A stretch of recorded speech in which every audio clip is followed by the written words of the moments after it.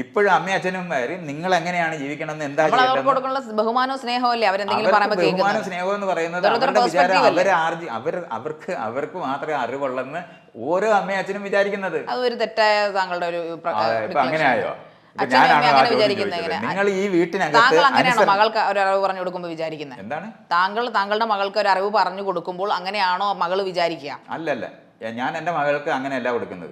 ഞാൻ എൻ്റെ മകൾക്ക് ഒരു വളരെ ചെറിയ കാര്യങ്ങൾ മാത്രമേ ഞാൻ പറഞ്ഞു കൊടുക്കാറുള്ളൂ. ബാക്കി മുഴുവനും സ്കൂളുകളും ബാക്കിയുള്ളവരും നാട്ടുകാരും എല്ലാവരും മറ്റു പേരൻസും ചെയ്യുന്നത്. പേരൻസ് ചെയ്യുമ്പോൾ അവർ വിചാരിക്കുന്നത് അവരാണ് കുട്ടികളെ വളർത്തുന്നതെന്നാണ്. കുട്ടികളെ വളർത്തുന്ന അമ്മയും അച്ഛനും ആണെന്ന് തെറ്റിദ്ധരിക്കുന്ന ലോകത്ത് അവരുള്ളത്. 3 വയസ്സ് തൊട്ട് LKG സ്കൂളിൽ വിട്ടു തുടങ്ങുമ്പോൾ തൊട്ട് വേറെ ആളുകൾ ഇടപെടുന്ന സ്ഥലമാണ്. പബ്ലിക് റോഡ് ഉണ്ടാക്കുന്ന അമ്മയും അച്ഛനും അല്ല, സാമൂഹ്യ ജീവിയാണല്ലോ, എല്ലാവരും സാമൂഹ്യ ജീവിയാണെങ്കിൽ ഈ ആളുകൾ പണ്ട് കാലത്ത് അങ്ങനല്ല. ഒരു കൃഷി കുടുംബത്തിനകത്ത് വളരുന്ന ആളിന് അയലത്തുള്ളവരുടെ എങ്ങും വിടുന്നില്ല, വേറെ എങ്ങും വിട്ട് പഠിപ്പിക്കുന്നില്ല. അവർ പഠിപ്പിച്ചിരുന്നത് ആ കൃഷി തന്നെയാണ്. കുലത്തൊഴിൽ പഠിപ്പിക്കുന്നവരായിരുന്ന പണ്ടുണ്ടായിരുന്നത്. അത് മാറിയല്ലോ, മാറി. അതുകൊണ്ടാണ് അത് തിരിച്ചറിയാത്ത അമ്മയും അച്ഛന്മാരാണ് ഞങ്ങളാണ് കുട്ടികളെ വളർത്തുന്നതെന്ന് തെറ്റിദ്ധരിക്കുന്നവരാണ്. കുട്ടികളെ വളർത്തുന്നത് അമ്മയും അച്ഛനും അല്ല. അമ്മയും അച്ഛനും ഒരു പങ്കേ ഉള്ളതില് 10% പങ്ക് വരെ വരുത്തുള്ളൂ.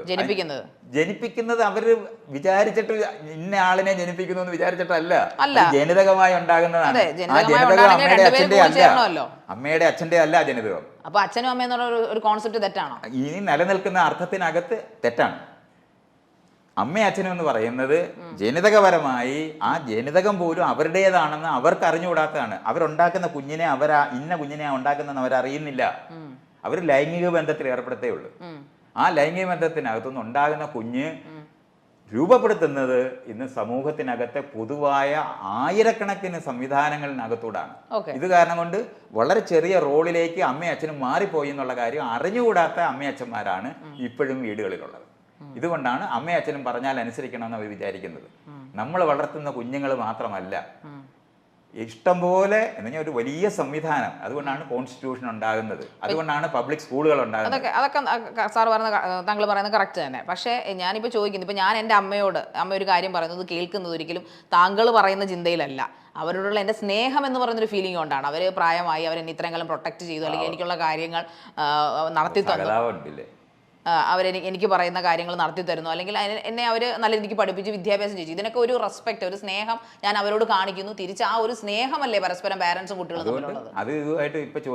അല്ല, അപ്പൊ താങ്കൾ പറയുന്ന പാരന്റിനായിട്ട് ഒരു ബന്ധമില്ല.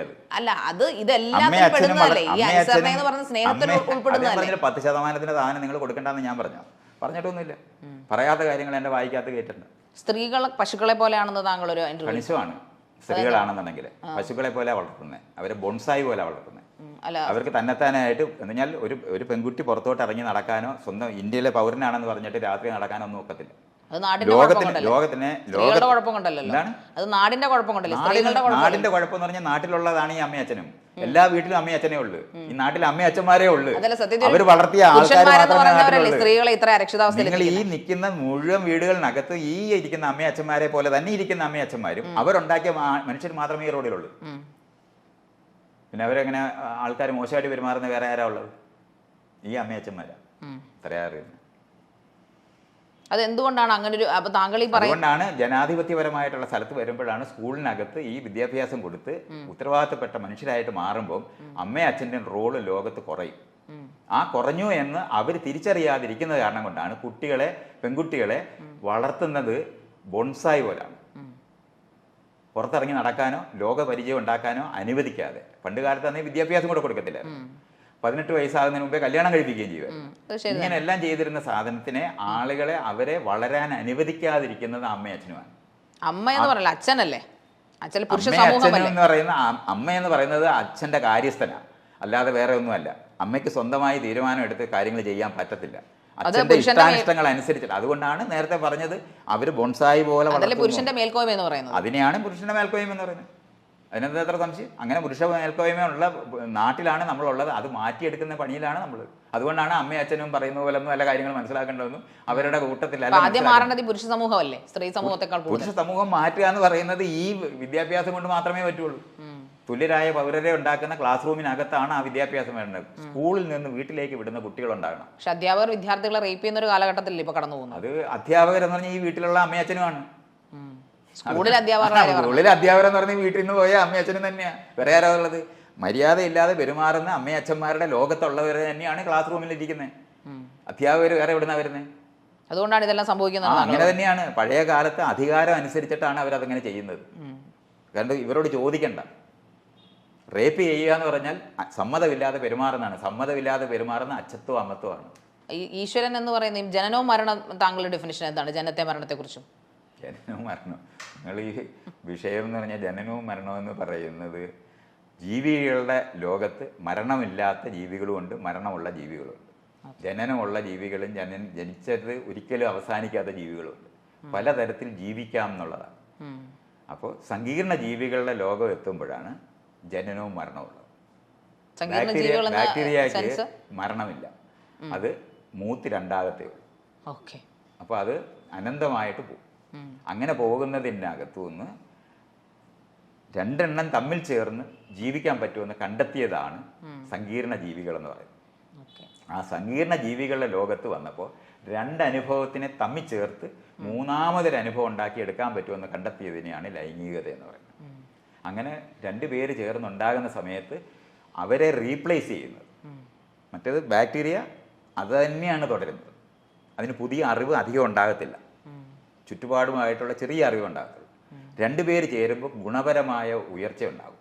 അങ്ങനെ സങ്കീർണ ജീവികൾക്കകത്ത് നമുക്ക് പകരം ഉണ്ടാകുന്നത്, നമ്മൾ തുടരുന്നത് മക്കളിലൂടെ ആകുന്ന പ്രക്രിയയാണ് നമ്മൾ ലൈംഗികത എന്ന് പറയുന്നത്. അപ്പം നമുക്ക് പകരമാണ് കുഞ്ഞുങ്ങൾ. ആ കുഞ്ഞിനെ വളർത്തി കഴിയുമ്പോൾ നേരത്തെ ഉണ്ടായിരുന്നവർ നഷ്ടപ്പെട്ടു പോകേണ്ട ആവശ്യം, അവർ അനാവശ്യമായി മാറുന്നത് കൊണ്ടാണ് മരണം വരുന്നത്.